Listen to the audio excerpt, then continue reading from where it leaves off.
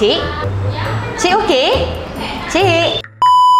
Assalamualaikum teacher. Pagi ni ada parent nak datang view. Saya nak awak teruskan rutin macam biasa. Mengajar, sediakan bahan walaupun tak ada murid. Faham? Tak ada budak pun nak kena mengajar ke?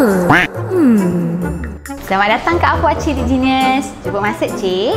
Saya akan bawa encik melihat kawasan-kawasan di tempat kami. Okey cik, ini ialah e-form board mengenai tadika Afua Cilik Genius. Di sini kami paparkan semua berkaitan dokumen sokong. Cik okey? Cik. Maaf Wan.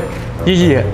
Apa tadi Wan? Saya tak dengar lah. Okey cik, tadika kami didaftarkan di bawah KPM. Okey. Maaf Wan, saya nak tanya. Cikgu tu ajar siapa?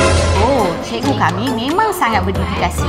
Walaupun tak ada murid, mereka akan mengajar dan juga berlatih seperti biasa. Afua Cilik Genius adalah tadika berdaftar. Di sini, setiap guru mendidik dengan penuh kesungguhan dan kasih sayang.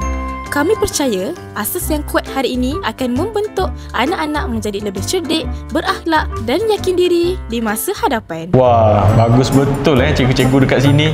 Barulah setenang hati saya nak hantar dekat sini.